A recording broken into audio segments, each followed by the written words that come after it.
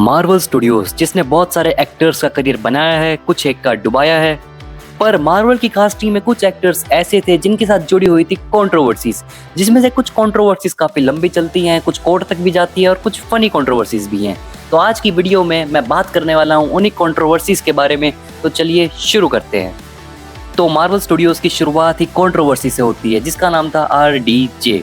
और RDJ को अपने बचपन से ही ड्रग्स का एडिक्शन लग जाता है उनके फादर की वजह से, और इस एडिक्शन की वजह से उन्हें कई बार जेल जाना पड़ता है और लेट 1990s में उनका करियर ऑलमोस्ट खत्म हो जाता है और उन्हें काम मिलना बहुत ज़्यादा मुश्किल हो जाता है। पर जॉन फेवरो उन पे भरोसा दिखाते हैं और मार्वल की जिम्मेदारी रख देते हैं RDJ के कंधों के ऊपर। पर RDJ की रेपुटेशन उस टाइम पर अच्छी नहीं थी, तो उन्हें सैलरी बहुत कम दी जाती है जो कि थी ऑलमोस्ट $500,000। पर जो मूवी के सेकंड लीड में थे टेरेंस हावर्ड, जिन्होंने जेम्स रोड्स का कैरेक्टर प्ले किया था, उनको एक हाई फीस दी जाती है जो कि थी $4.5 मिलियन, जो कि RDJ से लगभग 9 टाइम्स ज़्यादा थी। पर आयरन मैन की सक्सेस के बाद RDJ के रेट बढ़ जाते हैं और उनको आयरन मैन 2 के लिए मिलते हैं $10 मिलियन। पर बजट को कवर करने के लिए वो टेरेंस हावर्ड की सैलरी काट लेते हैं और 4.5 मिलियन से सीधा कर देते हैं $1 मिलियन। और ऑब्वियसली टेरेंस हावर्ड इस चीज़ से बिल्कुल भी खुश नहीं थे और वो डिमांड करते हैं हायर फीस की, पर मार्वल मना कर देता है और टेरेंस हावर्ड उस रोल को छोड़ देते हैं। और बाद में टेरेंस हावर्ड ये क्लेम करते हैं कि उन्होंने अपनी फीस के अंदर $1 मिलियन कम किया था ताकि RDJ को वो रोल मिल जाए। मतलब उन्होंने मार्वल से बात की थी कि मैं अपनी फीस कम कर लूंगा, पर RDJ मेरा दोस्त है, उसे ये रोल दे दो। पर आयरन मैन के बाद हावर्ड सारा ब्लेम डाल देते हैं RDJ के ऊपर कि उनकी वजह से उनकी सैलरी और भी कम कर दी गई है। आयरन मैन से पहले RDJ और हावर्ड अच्छे दोस्त थे, पर आयरन मैन की सक्सेस के बाद उनकी दोस्ती खत्म हो जाती है और उनके बीच में दूरियां बढ़ जाती है।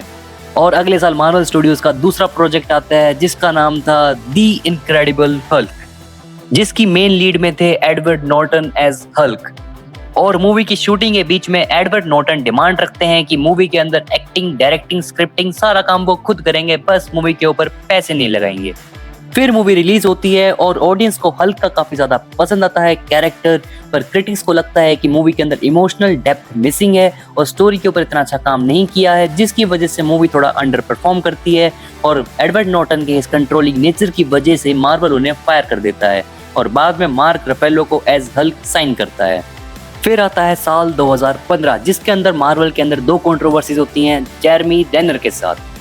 एज ऑफ अल्ट्रॉन के प्रमोशन टूर के ऊपर जेरेमी रेनर और क्रिस एवांस से क्वेश्चन पूछते हैं कि ब्लैक विडो का चक्कर तो तुम्हारे साथ चल रहा था, पर हल्क बाजी कैसे मार गया? तो क्या सच में ब्लैक विडो को हल्क से प्यार है या फिर वो आप दोनों से ही सच्चा प्यार करती है? और इस बात पे जेरेमी रेनर कहते हैं कि black window is meant for streets. और कैप्टन साहब अपने सोल्जर को सपोर्ट करते हैं और इस बात को बढ़ावा देते हैं और बाद में इन दोनों को क्रिटिसाइज भर भर के किया जाता है। I was gonna say something along that line. It's complete horror.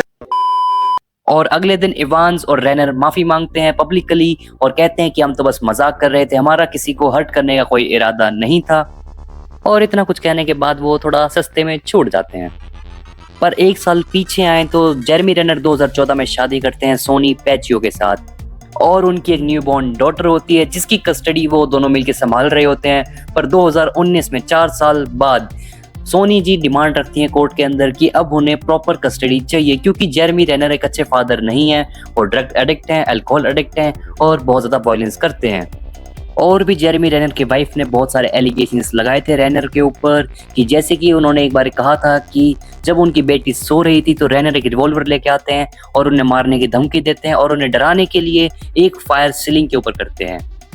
पर जेरेमी रेनर इन सारे एलिगेशंस को फेक बताते हैं और कोर्ट भी एक प्रॉपर डिसीजन नहीं सुना पाता है और कहता है कि जेरेमी रेनर और सोनी पैचियो एक शेयर्ड कस्टडी आगे कंटिन्यू रखेंगे अपनी बेटी को लेकर।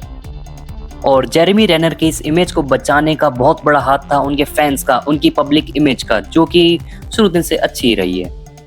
फिर उसके बाद 2021 के अंदर एक और कंट्रोवर्सी होती है स्कारलेट जॉनसन और मार्वल स्टूडियोज के बीच में। तो काफी सालों के प्रॉमिस के बाद मार्वल स्टूडियोज ब्लैक विडो की एक सोलो मूवी लेकर आता है 2021 में। और उन दिनों डिज्नी प्लस नया लॉन्च हुआ था जो कि डिज्नी का खुद का स्ट्रीमिंग प्लेटफॉर्म था। तो नया कंटेंट ढूंढ ही रहे थे अपने प्लेटफॉर्म पे दिखाने के लिए और उन्हें मिलता है सबसे बड़ा ट्रेंडिंग टॉपिक ब्लैक विडो, तो वो ब्लैक विडो की बलि दे देते हैं ब्लैक विडो को स्ट्रीमिंग प्लेटफॉर्म पे और थिएटर्स में सेम डे पर रिलीज कर देते हैं और स्कारलेट जॉनसन इस चीज से बिल्कुल भी खुश नहीं थी, क्योंकि स्ट्रीमिंग प्लेटफॉर्म की वजह से ब्लैक विडो थिएटर्स के अंदर स्ट्रगल करती है और बिल्कुल भी प्रॉफिट नहीं होता है, और एग्रीमेंट के अकॉर्डिंग उन्हें स्कारलेट जॉनसन को उस प्रॉफिट के अंदर शेयर मिलने वाला था, पर प्रॉफिट नहीं हुआ तो उन्हें शेयर नहीं मिला, और स्कारलेट जॉनसन डिज्नी को कोर्ट के अंदर खींच लेती हैं कि हमारे एग्रीमेंट के अंदर ये नहीं लिखा था कि स्ट्रीमिंग प्लेटफॉर्म पे और थिएटर्स के अंदर ब्लैक विडो को सेम डे रिलीज करेंगे, जिसकी वजह से मुझे नुकसान हुआ है और मुझे कंपनसेट डिज्नी को करना चाहिए। पर डिज्नी कहता है कि हम पहले ही $20 मिलियन स्कारलेट जॉनसन को मूवी के लिए पे कर चुके हैं, तो इसलिए स्कारलेट को इतना हंगामा करने की जरूरत नहीं है। पर कुछ महीने केस चलता है और उसके बाद डिज्नी और स्कारलेट के बीच में एक पर्सनल सेटलमेंट होता है, जो कि पब्लिक कभी नहीं हुआ था कि कितना फाइनेंशियल सेटलमेंट हुआ है, कितना किसको क्या मिला है, पर आखिर में दोनों के बीच में सब कुछ सोल्व हो जाता है। और भी बहुत सारी कंट्रोवर्सीज हैं जो मार्वल के एक्टर्स के साथ हुई हैं, जैसे कि टॉम हॉलैंड, जिन्हें स्पाइडरमैन से ज्यादा स्पॉइलर मैन ज्यादा लोग बोलते हैं, क्योंकि वो स्पॉयलर्स देते रहते हैं अपनी मूवी के भी, दूसरों की मूवी के भी। या फिर हमारी श्यूरी, यानी कि हमारे ब्लैक पैंथर टीचाला की बहन, जिन्होंने एक बार कोविड के टाइम पे अब एक सोशल मीडिया पे पोस्ट डाली थी, जिसके अंदर उन्होंने कहा था कि जो कोविड की वैक्सीन है वो उसके अंदर कुछ कमियां हैं या फिर ऐसे वैसे कुछ भी, और उसकी वजह से उन्हें भर भर के क्रिटिसिज्म मिला था। या फिर मैं बात करूं ब्री लार्सन की, जिनकी स्टेटमेंट की वजह से उन्हें ट्रोल होना ही पड़ता है, क्योंकि वो बात ही ऐसी करती हैं। या फिर जेम्स गन, जिन्होंने गार्डियंस ऑफ द गैलेक्सी की सीरीज डायरेक्ट की है, उनको मार्वल ने टेम्पररी फायर कर दिया था क्योंकि उन्होंने कुछ ऑफेंसिव जोक्स ट्वीट किए थे। I have another question. Yeah. Would you rather? इस तरह के नहीं। और अगर आप अभी तक मेरी वीडियो देख रहे हैं तो उसके लिए थैंक यू सो मच, और अगर आपको वीडियो पसंद आई हो तो लाइक एंड सब्सक्राइब।